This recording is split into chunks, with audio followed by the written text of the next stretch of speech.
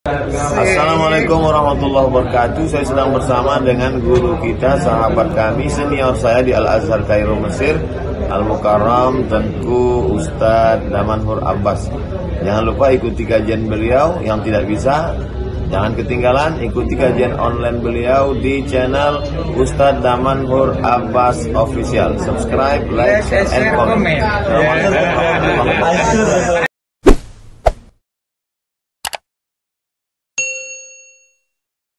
Assalamualaikum warahmatullahi wabarakatuh.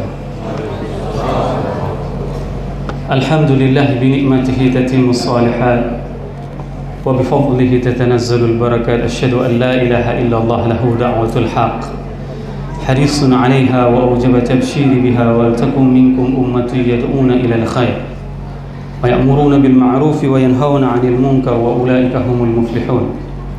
وأشهد أن محمدا عبده ورسوله بلغ الرسالة وأدى الأمانة ونصح الأمة وكشف الغمة حتى أتانا اليقين ليلها كنهارها لا يزيغ عنها إلا هالك.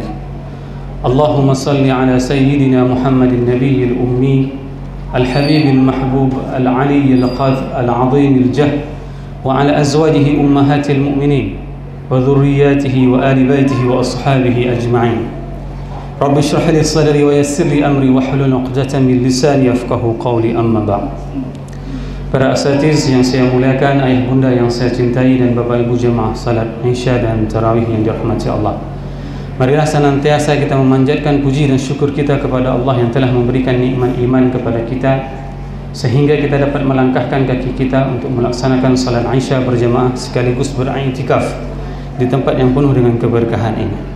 Ini merupakan di antara nikmat yang masih Allah berikan kepada kita, dikarenakan ada di antara saudara kita yang sudah terkapar dikarenakan kolak sehingga tidak sanggup untuk bangun lagi. Namun alhamdulillah, Allah masih memberikan nikmat iman tersebut kepada kita, walaupun berbagai macam godaan makanan di atas meja itu tidak akan membuat kita bergeming sehingga kita menghayunkan langkah kita menuju ke tempat yang penuh dengan keberkahan ini. Salawat dan salam mari sama-sama kita panjatkan kepada junjungan kita Nabi besar Muhammad sallallahu alaihi wasallam yang telah mengajarkan segala aspek kehidupan manusia. Kalaulah seandainya Rasulullah sallallahu alaihi wasallam tidak diutus oleh Allah, maka kita tidak tahu bagaimana cara mengabdi kepada orang tua. Begitu juga dengan orang tua, mereka tidak akan pernah tahu cara mendidik anaknya. Sehingga maka sangat wajar dan sangat pantas apabila kita hari ini memanjatkan selawat kepada baginda Rasulullah sallallahu alaihi wasallam. Agar apa? Agar ada rasa cinta yang hadir di dalam sanubari kita kepada baginda Rasulullah sallallahu alaihi wasallam, sehingga nanti pada hari akhirat, pada saat kita akan dibangkitkan dan kita akan mencari sosok baginda Rasulullah sallallahu alaihi wasallam untuk meminta syafaatnya. Semoga semua jamaah yang berhadir pada malam yang berbahagia ini merupakan di antara umat Nabi Muhammad sallallahu alaihi wasallam yang diberikan syafaat oleh baginda Rasulullah sallallahu alaihi wasallam.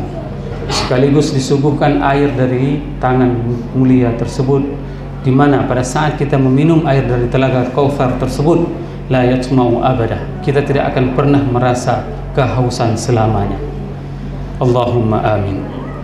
Bapak ibu jemaah yang dirahmati Allah, pada malam yang berbahagia ini kita akan membahas bagaimana tentang Al-Quran itu. Al-Quran pada saat diturunkan kepada seorang manusia, maka manusia tersebut menjadi manusia yang mulia. Pada saat Al-Quran itu diturunkan pada sesuatu bulan, maka bulan tersebut menjadi bulan mubarak. Pada saat Al-Quran itu diturunkan pada malam tertentu, maka malam tertentu menjadi malam yang paling terbaik. Dengan kata lain, siapapun yang berinteraksi dengan Al-Quran, dia akan menjadi istimewa, dia akan menjadi berkah, dan dia akan menjadi sesuatu yang sangat luar biasa. Begitulah hebatnya Al-Quran. Dan karena Al-Quran itu menceritakan banyak hal, akan tetapi Al-Quran itu bukan dongeng, bukan buku dongeng.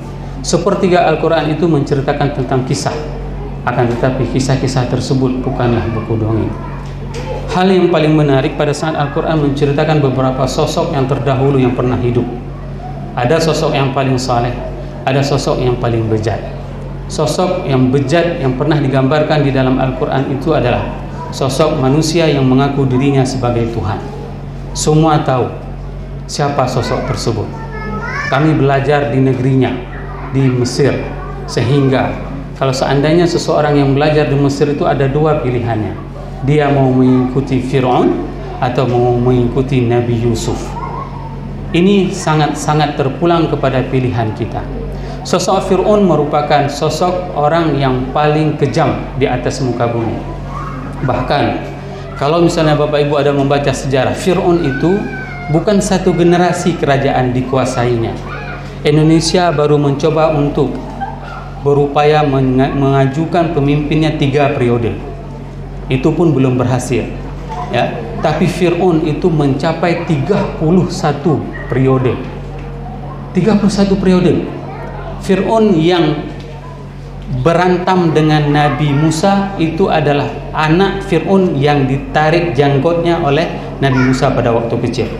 Jadi pada saat Bapak Ibu membaca tentang sejarah Fir'aun tersebut, waktu Nabi Musa menarik jenggot seorang tua itu yang ditarik jenggotnya itu adalah bapaknya, bukan Fir'aun yang tenggelam di dalam Laut Merah. Sehingga kalau misalnya kita melihat di dalam mathaf, dalam museum di Mesir, itu ada beberapa memang generasi Fir'aun yang memang disebutkan. Generasi Fir'aun yang berantam dengan yang Battle of Moses, yang berantam dengan Musa, yang bertembung dengan Musa, itu adalah Fir'aun yang tenggelam di dalam Laut Merah. Nah, bagaimana perilaku mereka? Di dalam Al-Quran, Fir'aun itu diungkapkan dengan seseorang yang penguasa yang mempunyai gaya bahasa politik yang sangat luar biasa. Banyak hari ini para pemimpin mencontohi gaya komunikasi Fir'aun, ya. Banyak para pemimpin, saya tidak mau menyebutkan di mana, tapi kita lihat saja firman Allah di dalam Al-Quran. Allah berfirman, A'udzubillahi minasyaitonirrajim, Bismillahirrahmanirrahim. Qala alam nurabbika fina walida wa labithta fina min umrika sinina. Pada saat terjadi perdebatan antara Nabi Musa dengan Fir'aun di hadapan pada masyarakatnya, pada saat itu Fir'aun mengungkapkan di depan para rakyatnya semuanya. Ini terjadi debat antara Nabi Musa dengan Fir'aun. Qala alam nurabbika fina walida. Wahai Musa, bukankah engkau dulu itu hidup dan dididik di dalam istana kami? Ya. Walabista fina min umurika sini, dan engkau itu menghabis sebagian sisa umurmu itu di dalam istana. Apa hikmah terpenting dari kejadian ini, Bapak Ibu jemaah yang dirahmati Allah? Hari ini banyak para orang-orang besar yang mempunyai kekayaan, mereka itu mengupayakan harta kekayaannya itu untuk menyekolahkan orang lain.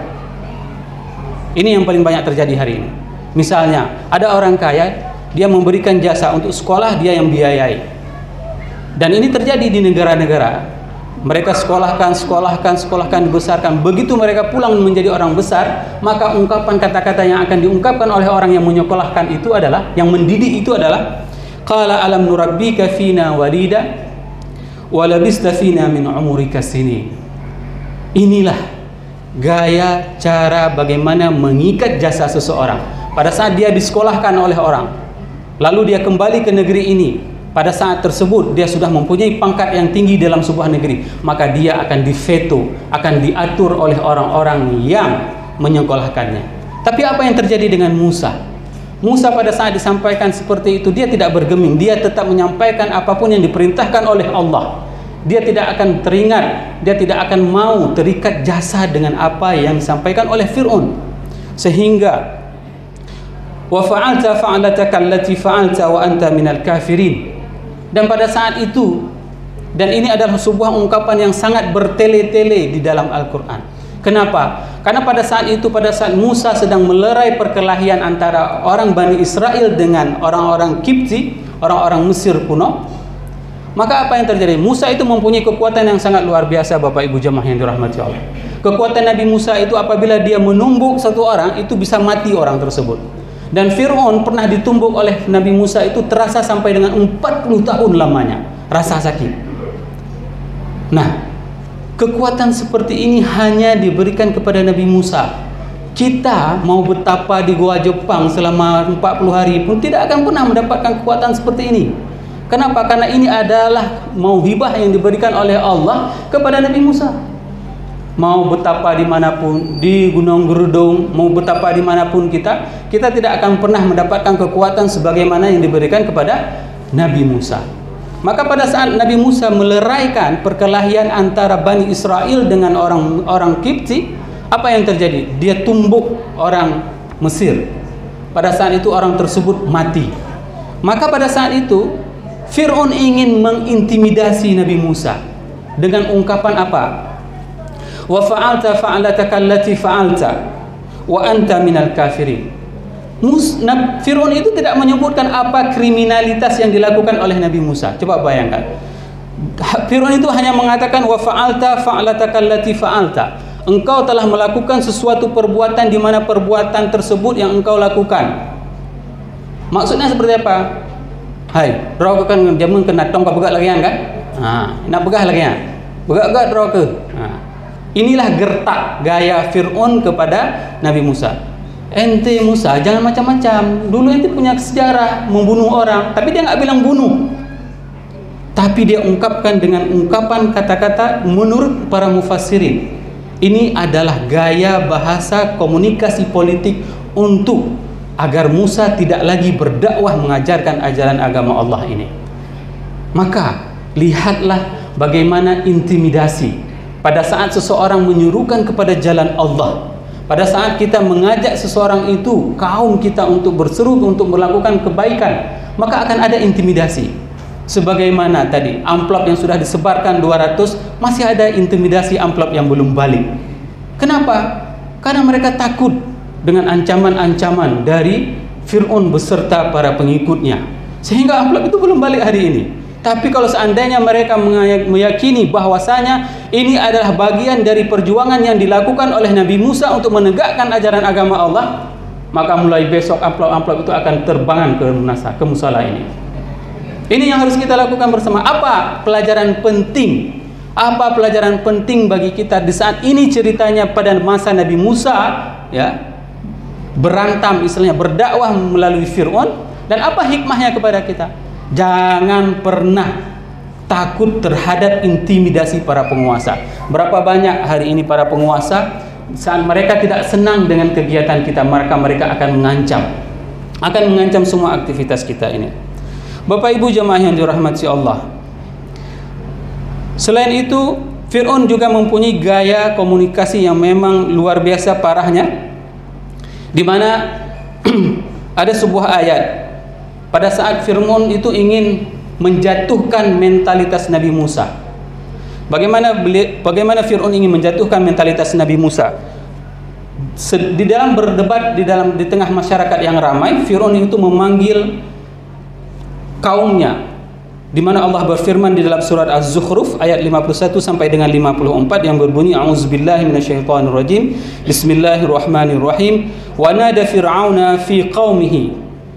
Dan Fir'aun memanggil semua kaumnya. Dia buat sebuah, katakanlah misalnya kami di kampus itu ada seperti kuliah umum. Tapi kalau misalnya katakanlah pemimpin negara itu memanggil semua rakyatnya di sebuah lapangan yang besar. Pada saat itu qala ya qaumi alaysa li mulkun misra wa hadhihi al-anharu tajri min tahti.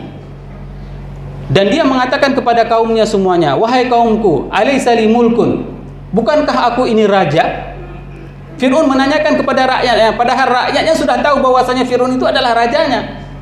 Tapi dia ingin menjatuhkan mental Nabi Musa. Pada saat itu ada Musa yang sedang berdebat dengan dia.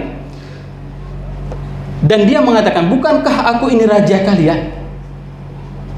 Wa hadhil anhar tajri min tahti. Dan sungai Nil ini mengalir di bawah otoritasku. Sungai Nil itu Bapak Ibu jemaah yang dirahmati Allah, kalau Bapak Ibu pernah pergi ke Mesir, itu paling panjang sungainya. Mulai dari atas Mesir itu sampai ke Aswan. Sehingga orang-orang dulu mengatakan bahwasanya itu berujung ke surga Sungai Nil, karena dulu tidak mengetahui informasi bagaimana Sungai Nil yang sebenarnya, petanya. Sehingga orang mengarang-arang bahwasanya Sungai Nil itu akan berakhir di surga. Tapi ada satu hal yang paling menarik. Kecanggihan teknologi pada masa Fir'aun itu, mereka itu sudah mempunyai sebuah takaran. Takaran untuk tahun ini Sungai Nil akan naik sekian airnya dan akan menghasilkan sekian panen tanamannya. Itu kehebatan teknologi Fir'aun pada saat itu. Sehingga dia bisa memprediksi dengan sungai Nil ini akan naik sekian airnya, maka kita akan memperolehi hasil panen seperti ini. Maka dia sangat bangga dan mengatakan dirinya bahwasanya dengan ungkapan wa hadhil anhar tajri min tahti afala tubsirun, apakah kalian tidak melihat semuanya bahwasanya sungai Nil itu kalian bisa bercocok tanam dan aku bisa membuat kalian itu semua sejahtera. Ini adalah ungkapan yang diungkapkan oleh Fir'aun kepada kaum-kaumnya. Am ana khairun min hadzal ladzi huwa mahin. Apakah saya ini, ya, apakah si Musa ini jauh lebih baik daripada saya?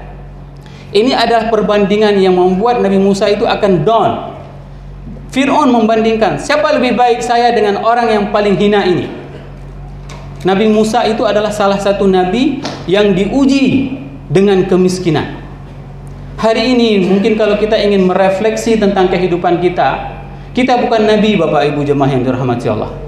Tapi alhamdulillah Allah berikan kenikmatan tersebut kepada kita. Ya, kenikmatan yang sangat luar biasa. Bisa tidur di dalam AC. Tempat tidur kita spring bed, ada yang pakai king coil. Nabi Musa apa yang dia ungkapkan? Nabi Musa mengungkapkan berkeluh kesah kepada Allah. Apa yang dikatakan oleh Nabi Musa? Faqala rabbi inni lima anzalta ilayya min khairin faqir. Ya Allah, pakan pegat longgasin. Coba bayangkan, sekelas Nabi Musa itu diuji oleh Allah dengan kemiskinan. Nabi Musa mengeluh, ya Allah, kenapa engkau jadikan aku orang miskin, orang fakir? Sehingga apa yang dilakukan oleh Nabi Musa? Nabi Musa waktu itu harus mengambil upah, harus memberikan, menimba air untuk mendapatkan makanan. Hari ini siapa di antara kita yang memang harus bekerja seperti yang dilakukan oleh Nabi Musa? Pada saat kita harus berdakwah, misalnya seperti kami yang ceramah seperti ini, tiba-tiba sudah masuk semuanya ke dalam ruangan yang penuh AC, sudah mau duduk mendengarkan. Dulu Nabi Musa pada saat disuruh oleh Allah, izhaba ila fir'auna innahu tagha. Apa yang dikatakan oleh Musa? Nabi Musa pada saat sudah keluar dari Mesir itu disuruh kembali lagi ke Mesir. Pada saat beliau berada di Madian, disuruh kembali kepada Mesir, disuruh berdakwah kepada Fir'aun. Apa yang dikatakan oleh Nabi Musa? Nabi Musa hanya memanjatkan doa, Rabbi shrah li sadri wa yassir li amri wahlul 'uqdatam min lisani yafqahu qawli. Ini adalah doa sapu jagat yang paling luar biasa. Apapun permasalahan yang kita alami, kalau seandainya kita menyerahkannya seperti itu kepada Allah, maka bayangkan Musa, seorang buronan yang dikejar oleh pemerintahan Fir'aun, bisa kembali dan berdialog seperti ini dengan Fir'aun tanpa diganggu, tanpa dibunuh. Inilah spektakulernya pada saat seseorang itu berpegang teguh kepada apa yang diperintahkan oleh Allah. Maka hari ini apa yang lagi yang kita tunggu? Pada saat kita sudah mendengarkan dari sekian banyak para ustadz yang mengatakan bahwasanya berpegang teguhlah kepada agama Allah. Jangan sekali-sekali meninggalkan ajaran agama ini. Karena lihatlah, Musa yang dikejar itu bisa kembali ke dalam istana dan berdialog dengan Fir'aun tanpa disakiti, tanpa diapapun oleh Fir'aun. Kenapa? Karena selama kita istiqamah terhadap apa yang diperintahkan oleh Allah dan Rasul, maka Allah lah yang akan menjaga kita semuanya. Semoga apa yang saya sampaikan ini bermanfaat kepada diri saya dan kepada jamaah semuanya, sehingga kita bisa meningkatkan keimanan kita kepada Allah dan kepada Rasul, sehingga bertambah kecintaan kita kepada Allah dan kepada Rasul. Subhanakallahumma wa bihamdik, asyhadu an la ilaha illa anta, astaghfiruka wa atubu ilaik. Wassalamualaikum warahmatullahi wabarakatuh.